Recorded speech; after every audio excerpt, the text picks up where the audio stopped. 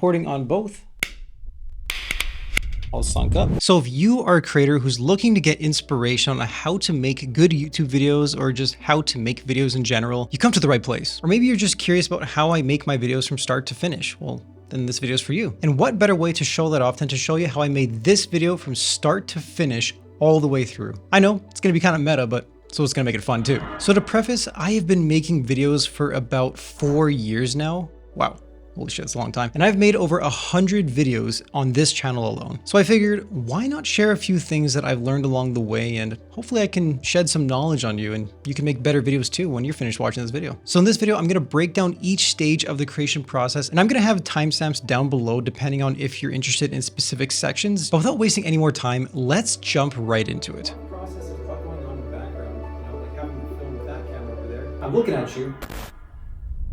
Very good. So every good video starts with a good idea. And with those ideas, you need to store them somewhere. So I currently use 2 different systems for storing and creating my ideas. And one of them is Notion, which everyone knows about Notion by now, especially if you're a video creator, and the Second Brain. Now let me start with the Second Brain because I think Abdal was the one who came up with this, but I don't think so. I think he got it from someone else too, but just search up Second Brain, Abdal, and you'll have a better idea. But the Notes app is basically where I store all of my ideas, even if they're good or bad. Basically, it's just a brain dump. If I think of anything that might even be a good video idea, it goes in here. Now I'm probably gonna have this blurred just because, well, I don't want you guys to see my ideas. But another great thing about the Second Brain is that you can just have a shortcut on your phone like I do. Probably can't see that very well, but I just have a shortcut to my Second Brain always on hand so that as soon as I come up with an idea, I don't have to have much resistance. I can just go for it and just start writing down whatever I feel like. Now, one part of the Second Brain is just storing video ideas, but I also use it just to store anything that I want to remember. Now, that's not really related to making videos, but I just thought it was worth pointing out because the Second Brain is a really good tool to have just in general, even if you're a creator or not. And then next up, we got Notion. This is a classic. I use Notion to organize all of my videos. It's how I keep track of the stages that they're in. And basically it just keeps track of all the video data that I want to remember, such as the publish date or the tags or anything like that. So I've actually been using a template that Thomas Frank created for Notion like many years ago. And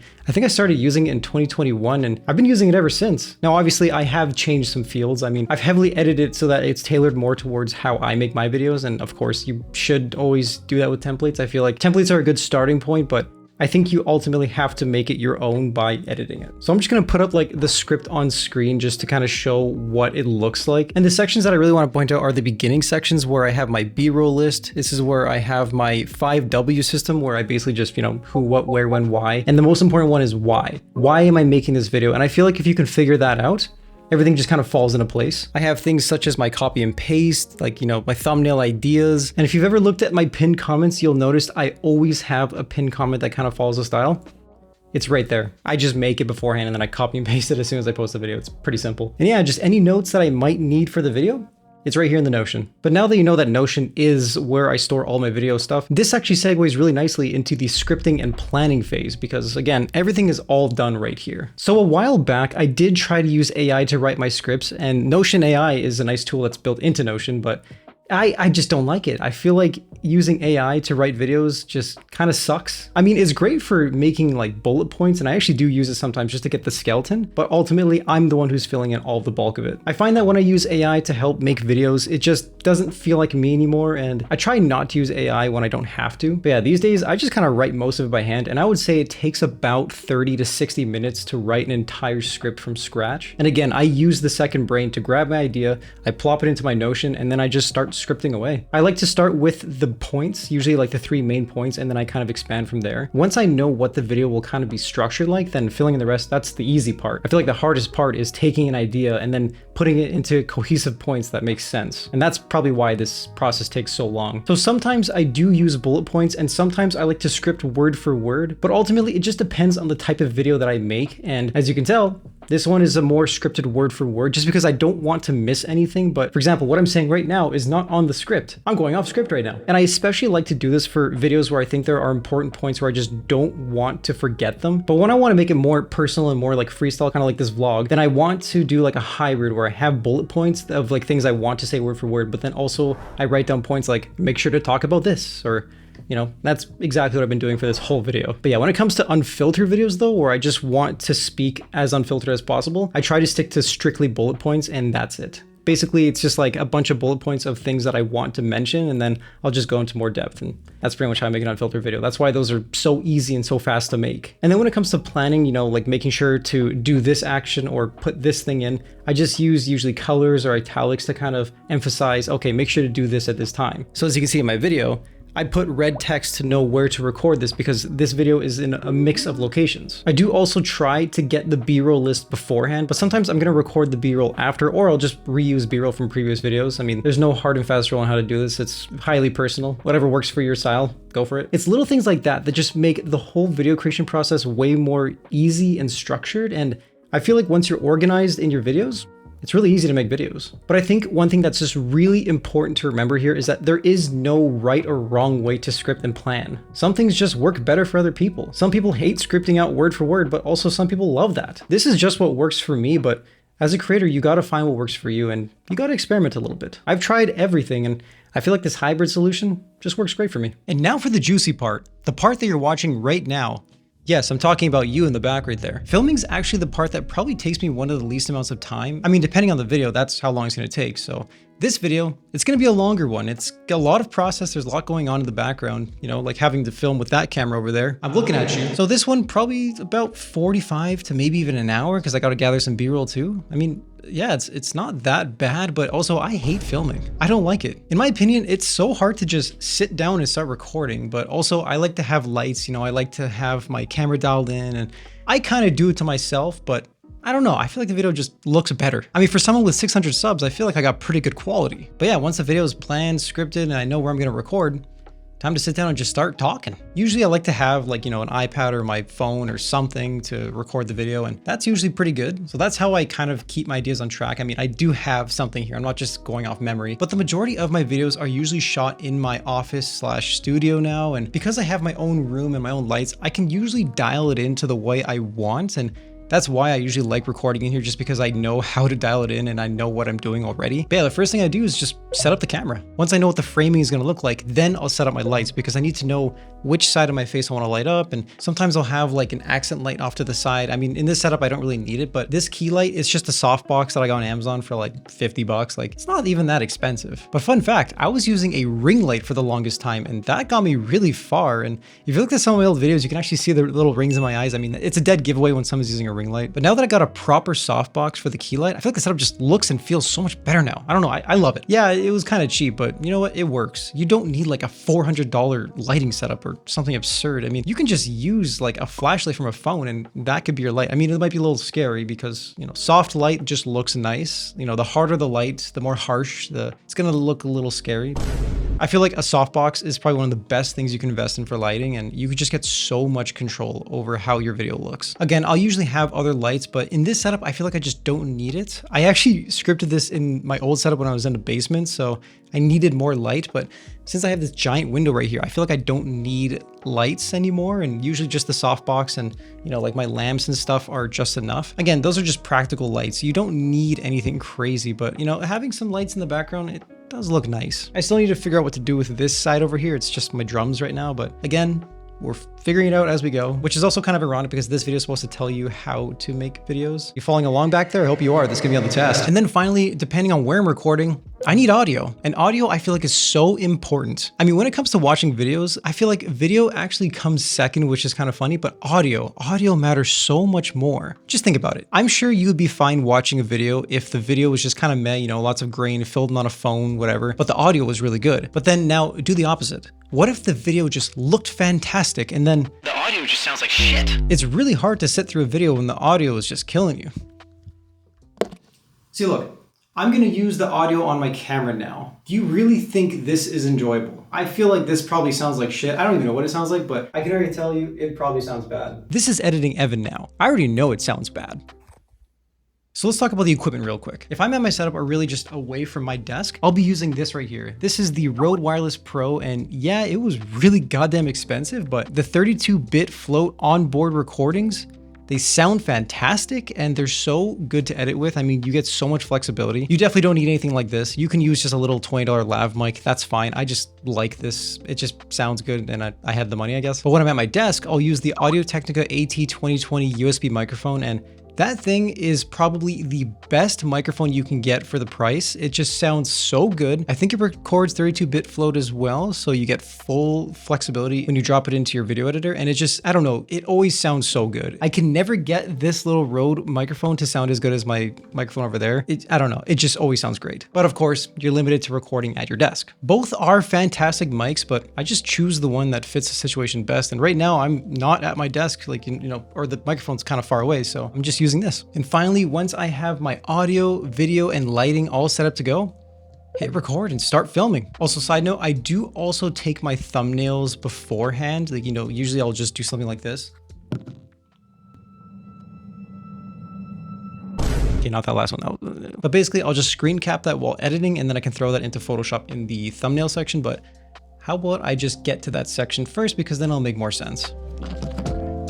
So finally, once the filming is done, here comes the part that most people hate, but I love the most: editing. This is definitely where most of the time goes and where I spend the majority of the entire video creation process. And I can easily spend at least 5 hours or so working on a video. I've definitely gotten better because I'm someone who used to create videos as a kid, and I've just been editing videos for a very long time. So I've gotten really good at it and I'm really fast at it. But I feel like this is the stage where you can really express yourself and just, I don't know. I feel like editing is just what makes or breaks a video. Now you can go crazy and put crazy edits everywhere and just make it hyper stimulating. And you know what? If that's your style, great, right? Like, maybe you'll find an audience for that. But me, I just like simple edits. I like transitions, zooms, cuts, maybe a couple memes here and there. You know, like, I just like simple. Again, this is really going to depend on the type of video that I want to make during that time. Like, for example, this is more of like a vlog, kind of looser, you know, a little more unfiltered style. So I'm going to keep the edits a little lighter. But when I'm making an unfiltered video, well, I try not to edit as much as I can. I try to only cut when I just think it's a good time to cut. You know, if it's blank audio or it's me just stuttering over my words, like, I'm having to cut a lot of footage here. I mean, I'm going to put on screen some of the cuts that go on. And once the footage looks room, and well, then I can get it's just not great. A lot of stuttering. It's a lot of me just looking at my script and making sure that I'm saying the right thing. You know, it's a lot of cutting, and it can be a pain, but just part of the process. Oh yeah, also my editor of choice is Final Cut Pro 11. They just released it recently, and god damn, those magnetic masks are sick. Like, check this out. Now I got a different background, and this rotoscoping, which would usually take like so long, did this in a few minutes. Okay, let's get back. But yeah, let's actually talk about the process itself, because now that I'm done talking about editing, basically once I'm done recording, so if I'm recording on my Audacity, which is going on right there, I can just export and import it directly into Final Cut. But if I'm using my microphone, well, then I just have to put my microphone into here, and then I sync it up all in Final Cut. Final Cut does all the syncing for me, and it syncs up my footage from my camera, which is just so nice. I don't have to do any manual syncing. And once the footage looks good, well, then I can get started. I've used many video editors in the past, such as Sony Vegas, Premiere Pro. I even tried iMovie at one point, but I find that Final Cut is just the best cost and performance you can get. Now, obviously, Premiere is super powerful, but it always crashes, and it has a stupidly expensive monthly subscription. So a one-time cost of Final Cut Pro, it's a no-brainer. And Final Cut Pro 11 upgrade was free. I don't have to pay anything for it. I feel like Final Cut just has everything I need, so I love that. So yeah, first things first, put in the LUT. I'll show you really quick what this video looks like when it's straight out of the camera. It's going to be extremely washed out. I mean, this is just what S-Log3 footage looks like. I think S-Log3 just looks the best, and I love to color grade with that warmer, I don't know, it's called Jamaica, but like this look, I love this look. It just looks so good in my opinion. But yeah, once the LUT is in, much better, then we can think about music, because music I feel like can really make or break a video. And usually I choose my music beforehand, but sometimes I just watch the footage raw, and then I can kind of gain the vibe, or even just when I'm recording, I know what kind of vibe it's going to be because I'm recording it live right now. But when it comes to picking music, I like to use either Video Game Soundtrack or Epidemic Sound. I mean, I'm not sponsored by them, but if you want to join Epidemic Sound, I do have a link down below, and if you sign up, well, then I get a month for free, and I think I get I don't know. Either way, if you want to join it, use my code. It would really help out, and use the link down below. But I've been using them for almost a year now, and I love their music. Like, it's so nice not having to worry about copyright, because that's one thing that I've always been worried about, even with using video game soundtracks. Like, I know Nintendo is known to copyright strike, and I've always been super cautious using their music, so at least with Epidemic Sound, I don't have to worry about that at all. I know this sounds sponsored, I promise it's not sponsored. I just like their shit a lot. Then after I do music, comes the cutting, which I already mentioned, and cutting is a huge process, but once I have all that raw footage condensed down into the usable footage that I want, and I got my music going, then we can throw some edits. Now I've been kind of experimenting with how I want to do it, and I found that going through and adding edits while cutting, such as sound effects and, you know, transitions, memes, whatever, I feel like that's like the most efficient. And then I do one last final look through just to find any spots that look like they're a little bland or they could use a little bit of spicing up, then I'll just throw in a little bit more. But for the most part, I can usually do a whole video in like 2 rounds total. And it just saves a lot of time. I feel like having to go through an entire video 2 or 3 times, it's tough, but it depends how thorough you want to be. I don't like putting a shit ton of edits, so this just works best for me. And honestly, once that's all done, then I'm good to render. Editing isn't as bad as people think. I think it just also depends on if you like editing or not. I mean, again, like sometimes you just don't like a thing and that's fine. Now, yeah, this tends to be the longest part of the entire video creation process, but it's the part that I really enjoy. So I don't know. Some people like recording. Some people like scripting. Some people love the thumbnail part. I don't know. I don't really like those parts, but editing is just my favorite part, and I'm glad I like it because it is the longest part. Filming, to me, is the worst part. I did not want to film this video right now, but I sat down, I'm doing it, and here we are. But yeah, if you can find ways to make learning how to edit more fun, whether that be trying new stuff or learning new techniques, learning fun edits, color grading, music choice, you know, just learning something, I feel like that can make it so much more fun. So just experiment and have fun with it. So now comes the thumbnail. When I'm recording my videos, usually I'll do like a freeze frame like this, like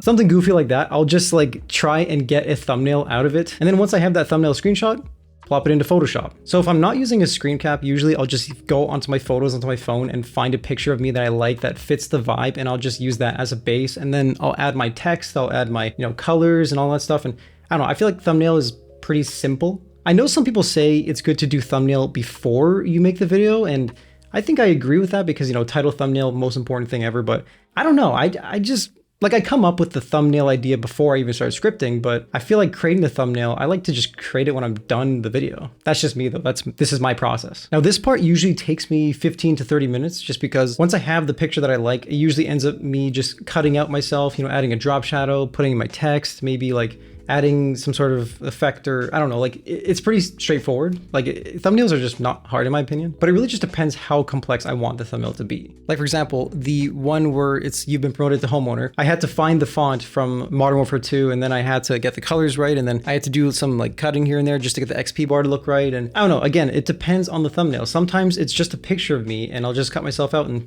call it a day, and that takes like 10 minutes. But more complex ones, like I said, can take about half an hour or more. Now, if you're really not great at coming up with a thumbnail base, then I think the best advice I can give is just pose in the video that you're making, and then you can take a screen cap of it. Like I was saying earlier, sometimes I'll literally just be like I'll just make a face and then I'll just screen cap that, and then that's my thumbnail base. Now, it may not be the best thumbnail that you'll ever create, but this is more if you just don't have any ideas, and it's better than, you know, drawing a blank. At least you have something to start with. But yeah, that's pretty much the thumbnail process. Come up with a thumbnail while scripting because it usually goes hand in hand with the title. Take a screenshot from the editing process and then put it right here. I usually don't enjoy making thumbnails, and that's why, you know, I don't spend a whole lot of time in here. I mean, I like playing with Photoshop. Photoshop, again, is something that I've dabbled with since I was a kid, but I don't know. I feel like my thumbnails look decent. I don't think they're horrible, but I don't think they're the greatest, but I'm happy with them. And they don't take that long to make. It is something that I've been trying to actively improve where I can. And I feel like I actually have made some pretty decent thumbnails, but ultimately, if you can just make a decent one, then that's what's gonna get people to click on it. I mean, it got you to click on this one,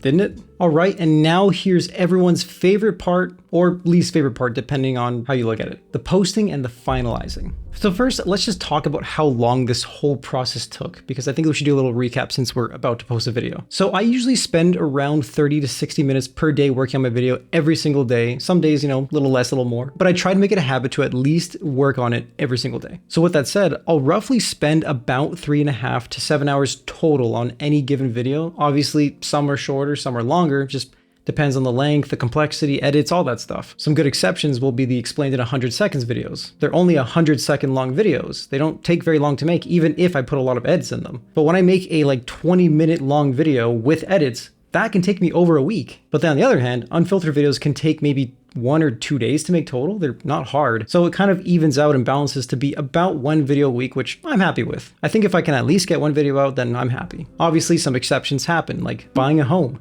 I think in October, I only made 1 video the entire month, but I mean, I just bought a house, cut me some slack. But yeah, once I upload the video, I'll just drag it in here, put the thumbnail, the tags, description, you know, add the cards, end screen. That's pretty much all you really need to do. I mean, uploading a video is not hard. But once I publish, then I'll copy and paste my signature comment of being the most epic day of blank. I mentioned it in the scripting section, it's just like a copy and paste that I have ready to go. And then at that point, I'll share the link to my Discord, I'll tag the Notify Squad, which by the way, you haven't joined the Discord. Why not? Join already, goddammit. I also highly recommend joining it if you're a creator because I have an entire creator chat in there, and honestly, it's just really good in there, and there's so many creators in the channel, and if you have any feedback or even if you want some help, like, there's so many creators out there who can help you, and there's a lot in my Discord. So if you had any questions about the entire process, you can join my Discord and ask in the creator chat, and I will answer you personally. Let's give each other some feedback. Let's grow together. Join the Discord, goddammit. And then that's finally it. The video is posted. Once the video is up, I just hope that it can inspire at least one person or more, and if it does, that is a win in my books. I don't make videos because I want to blow up. I mean, if I did, I would be like optimizing my videos perfectly. I would be like Mr. Beastifying it, or you know, shit like that. I don't know. I don't do that. I make the kind of videos that I would want to watch, and I feel like that is a good rule of thumb. If you wouldn't watch your own videos, well, something probably wrong with your video. But yeah, that's pretty much the entire process from start to finish. If you have any questions, feel free to comment them down below and I'll do my best to answer. But as I mentioned previously, if you go to my Discord, I'll give you a way better response. Making YouTube videos can be a daunting task for sure, but once you find a process that works for you and works especially for you, the process just becomes way better and way easier and way more enjoyable. It's a very individual process, and this is just what works for me. Don't just try and copy me and hope that it works. I mean, you can copy aspects of this if you think it's gonna work for you, but I would just start with copying the parts that you think would actually improve your setup or you just wanna experiment with, and then refine from there. Like I mentioned in the Thomas Frank Notion template. It was a great starting point, but it just wasn't very personal to me, so I had to change it up. And that's what I highly encourage you to do with parts of this video. If you like the Notion template, then great, go watch Thomas Frank's video and then get his template and adjust from there. Or if you like how I edit in Final Cut Pro, go ahead and give it a try. I think they have like a week or month-long trial right now for Final Cut Pro 11. But ultimately, choose a process that you can enjoy and sustain long-term, and the rest will probably work itself out and your channel actually might do really good. If you can learn to love the process, well then that's what making YouTube videos is all about. It's not about subs or money or views or anything like that. It's just about making a good video that you're proud of in the end of the day. All right, fellas, well, Drop a like and a sub.